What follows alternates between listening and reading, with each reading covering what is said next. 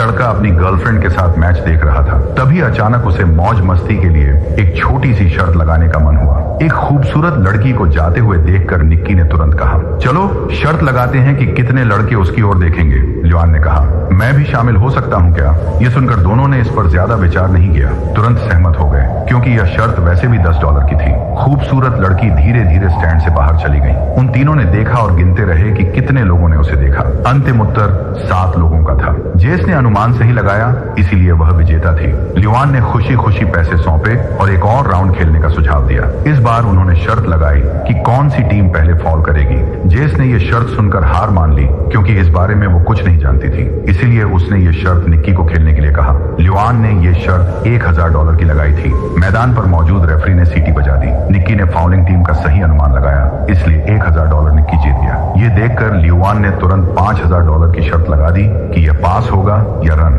हालांकि निक्की को लगा कि वह थोड़ा गुस्से में है, लेकिन उसने मना नहीं किया। लियोन ने रन चुना। जैसे ही सीटी बजी, खिलाड़ी वास्तव में गेंद लेकर भाग गया। इसलिए निक्की ने $5000 गंवा दिए, जिसका मतलब है कि उसने एक राउंड जीता और दूसरा हार गया। मतलब अब $4000 निक्की हार चुका था। इसलिए निक्की ने ठीक उसी समय रुकना चाहा जब वह जेस को कॉफी के लिए बाहर ले जाने वाला था। लेकिन लियोन ने अभी अभी जीत का स्वाद चखा था, इसलिए वह अभी भी और खेलना चाहता था। आखिरकार वह एक VIP कमरा था और यहाँ आने वाला हर व्यक्ति अमीर था। उनके लिए अभी भी कुछ $1000 खेलने योग्य थे।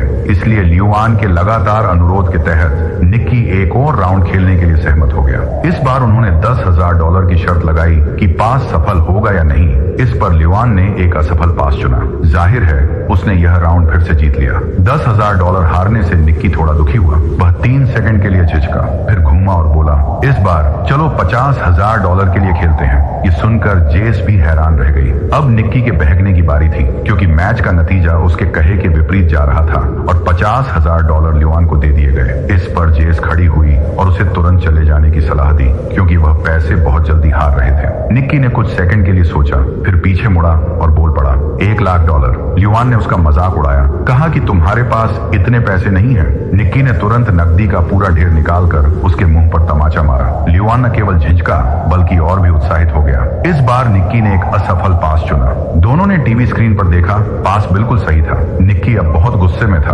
उसने $1.11 मिलियन के लिए कैसीनो में जाने का फैसला किया। निर्णायक जीत या हार के लिए कार्ड की तुलना करने का इरादा किया। लियोन जीत की लय में था। उसके लिए निक्की इस समय ATM से कम नहीं था, इसीलिए बिना एक पल की हिचकिचाहट के उसने $1.1 मिलियन निकाल लिए। लियोन के ताश का पत्ता पलटा और कार्ड नंबर 5 आए थे। निक्की को जीतने के लिए बस 5 से ज्यादा का कार्ड आना था। यह संभावना पहले से ही बहुत ज्यादा थी। ये सोचकर कि उसके हाथ में जीत है, निक्की ने पूरे आत्मविश्वास के साथ अपना कार्ड पलट दिया।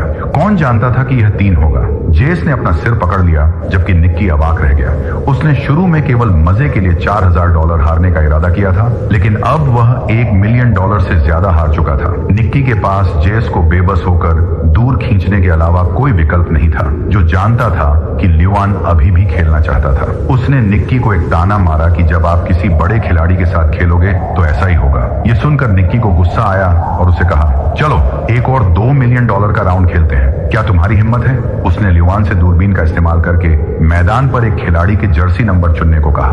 जिस जर्सी नंबर को तुम चुनोगे, अगर मैंने वो सही बता दिया तो मैं जीत जाऊंगा, नहीं तो तुम जीत जाओगे। ये सुनकर लियोन भी हैरान रह गया। क्या सच में तुम दिमाग पढ़ने वाले हो? लियोन ने कहा, मुझे तुम पर विश्वास नहीं है। निक्की ने कहा, तुम्हारे चुने हुए नंबर को जेस बता देगी। ये सुनकर जेस एकदम दंग रह गई। लियोन बहुत खुश हुआ। वह इसके लिए सहमत हो जाता है। उसने दूरबीन उठाई और एक खिलाड़ी चुना, लेकिन उसे बिल्कुल भी समझ नहीं आया कि निक्की क्या योजना बना रहा है। उसने सोचा कि सही अनुमान लगाना चमत्कार होगा। जैसे ही वह जाने वाली थी, निक्की ने जेस से कहा, बस अपनी भावना के आधार पर एक नंबर चुन लो, किसी और चीज की चिंता मत करो। लियोन ने जल्दी से एक जर्सी नंबर चुन लिया और अब जेस की बारी थी अनुमान लगाने की। इस पर जेस ने दूरबीन उठाई और खोज शुरू कर दी। इतने सारे जर्सी नंबरों के बीच वह कैसे सही अनुमान लगा सकती थी? लियोन को क्या पसंद था? उसकी उम्र कितनी थी? वह उसके बारे में कुछ नहीं जानती थी।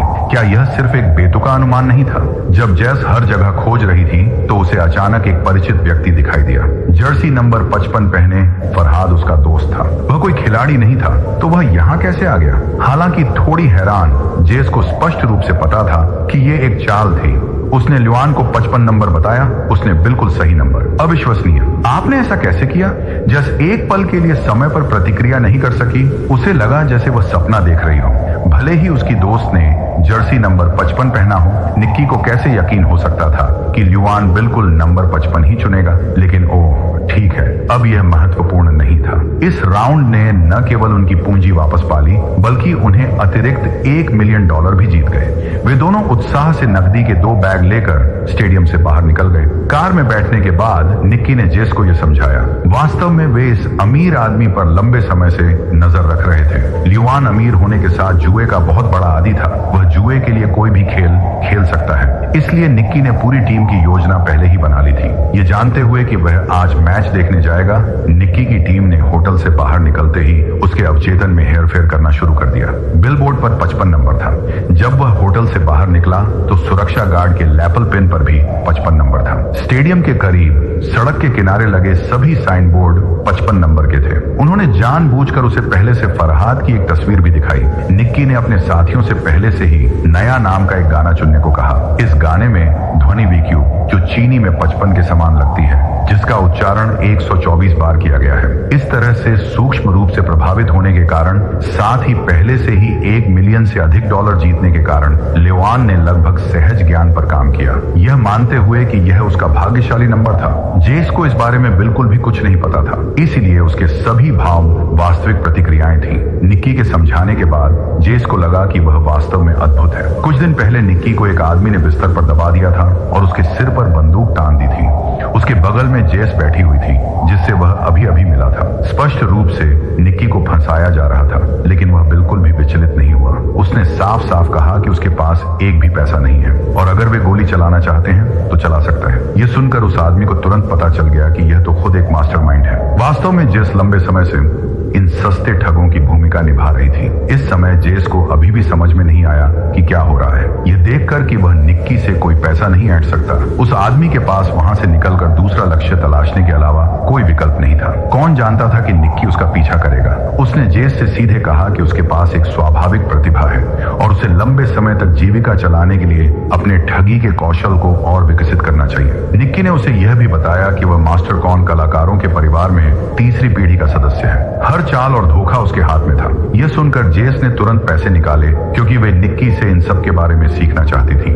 निक्की को ट्यूशन फीस लेने में भी कोई आपत्ति नहीं थी। जैसे ही दोनों बाहर गए, निक्की ने तुरंत इसे अमल में ला दिया। उसने तेजी से जेस की अंगूठी छीनी, फिर उसे घुमाया और उसकी घड़ी भी हवा में गायब हो गई। जब उसने अपनी घड़ी अपने हैंडबैग में रखी, निक्की के हाथ में कैसे आ गई। इससे पहले कि जेस संभल पाती, निक्की ने पलटकर उसका बटुआ वापस फेंक दिया। इन चालों का मूल सीधे शब्दों में कहें तो गुमराह करना है। बस कुछ सरल चालों से निक्की ने जेस को पूरी तरह से मना लिया। उसने जेस को तुरंत समूह में खींचने की जल्दी नहीं की, लेकिन उसे अलविदा कह दिया। कुछ महीने बाद निक्की ने और सदस्यों को भर्ती करने और काम शुरू करने के लिए न्यू ऑर्लियंस में एक स्थान किराए पर लिया। जैसा कि अपेक्षित था, जेस ने उसे ढूंढ लिया। वास्तव में यह एक साक्षात्कार भी था, ये देखने के लिए कि क्या जेस वास्तव में टीम में शामिल होना चाहती है। जेस के शामिल होने से पहले निक्की ने टीम लीडर को उसे बाहर ले जाने के लिए कहा। आज एक मेला लगा हुआ था, जेस के लिए शुरुआत करने का एक बहुत अच्छा अवसर। जब जेस नक्शा पकड़े हुए